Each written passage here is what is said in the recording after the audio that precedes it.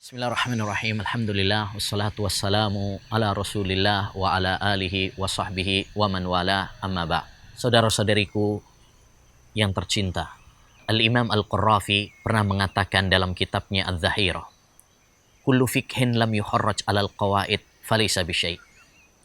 Setiap fikih yang tidak dibangun di atas kaidah-kaidah, maka itu bukanlah fikih yang kuat.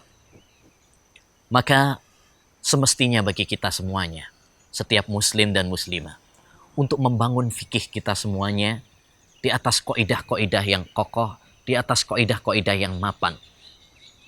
Di antara kaidah-kaidah penting, ada 5 kaidah yang disebut oleh para ulama dengan al-qawaid al-khamsa al-kubra, 5 kaidah besar. Yang pertama adalah annamal a'malu binniyat. Sesungguhnya setiap amalan itu tergantung kepada niatnya. Ini adalah kutipan sebuah hadis Nabi Shallallahu Alaihi Wasallam yang merupakan kaidah dasar di dalam fikih. Setiap amalan, ucapan tergantung kepada niat.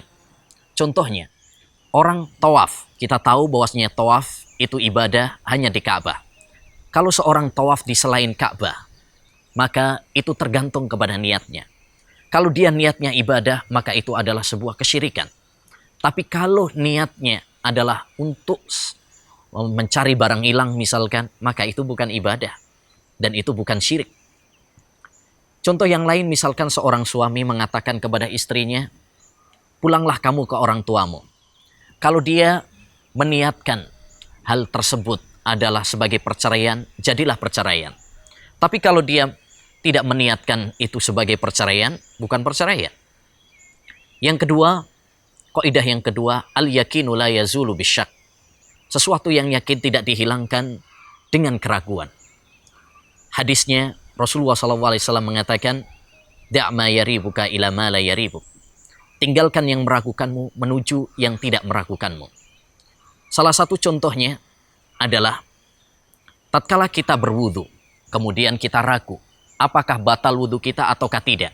Maka hukum asalnya adalah tidak batal. Dan kita apabila seorang suami ragu apakah dia telah cerai ataukah tidak, maka hukum asalnya adalah tidak cerai. Kaidah yang ketiga adalah la dharara wa la dhirar. Tidak boleh membahayakan diri sendiri atau membahayakan orang lain. Ini juga kutipan sebuah hadis Nabi SAW yang dijadikan oleh para ulama sebagai kaidah besar. Di antara contohnya adalah rokok. Rokok terbukti sangat membahayakan.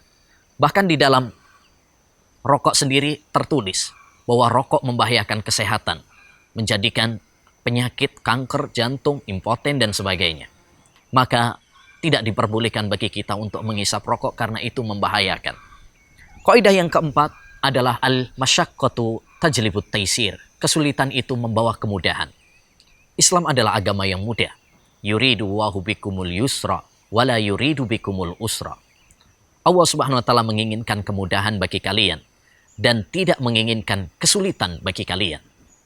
Di antara contohnya adalah tatkala seorang tidak sanggup untuk menggunakan air ketika berwudu, maka boleh baginya untuk tayamum. Demikian juga tatkala kita safar, bepergian, maka Allah Subhanahu wa taala memberikan kemudahan untuk mengqashar, meringkas salat kita, atau juga menjamak, menggabung antara 2 salat dalam satu waktu. Dan kaidah yang terakhir adalah al-adatu muhakkamah.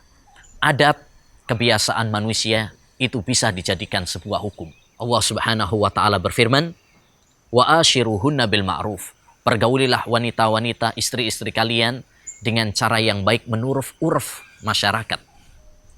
Contoh kaidah ini dalam kehidupan kita adalah misalkan tentang batas nafkah. Menafkahi istri berapa jumlahnya dalam sehari. Tidak ada batasan tertentu. Maka dikembalikan kepada urf adat manusia yang itu relatif antara satu tempat dan satu waktu dengan yang lainnya. Demikian juga contoh yang lain adalah tentang masalah batas safar. Berapa jaraknya dan berapa lamanya. Tidak ada batas di dalam syariat Islam. Maka itu dikembalikan kepada urf dan adat masyarakat. Ini 5 kaidah penting yang hendaknya kita pahami dan kita cermati, kemudian kita kembangkan. Ya, semoga Allah Subhanahu wa taala senantiasa menambahkan ilmu yang bermanfaat bagi kita semuanya. Wassallallahu wasallam ala nabiyina Muhammad wa ala alihi wa sahbihi ajmain.